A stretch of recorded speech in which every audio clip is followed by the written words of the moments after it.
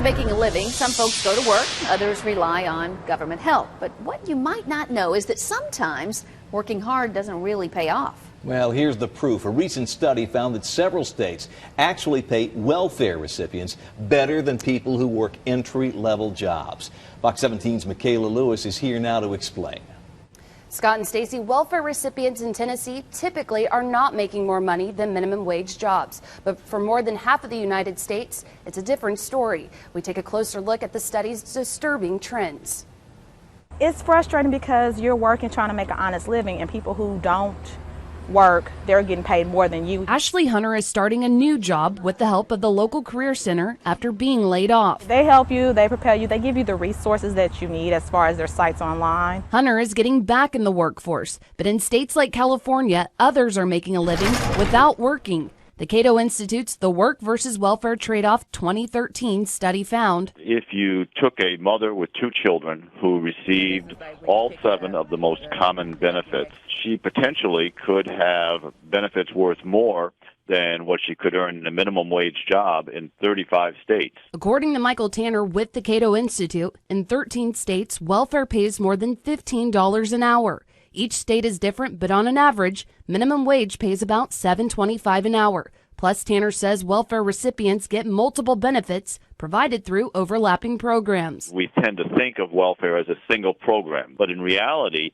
the federal government has 126 separate anti-poverty programs, 72 of which give either cash or benefits directly to individuals. Tanner says more than half of Tennessee welfare recipients work, but nationwide, only 42% work. Welfare generous benefits have simply become too generous in too many states, and we need to put a cap on them. We need to look seriously at enforcing the work requirements to ensure that people on welfare do move into work. If I got to work, everybody else should have to work too. According to the Cato Institute study, in Tennessee, the average monthly welfare payment is about $180 versus other states, like Kansas, where it's more than $400. Michaela Lewis, Fox 17 News. What the sister said, I agree with it. If I got to work, other people need to work as well. It's not fair that we have to get up, work, and deal with the things we deal with at a job while they just sit at home all day, scratching their behind and watching TV, getting free food with their platinum food stamp card. They get their lights half off. They get their rent probably for $8, and they still don't want to go to work. I don't get why somebody can be on welfare 10, 12 years. I'm sorry. They do need the cutoff point.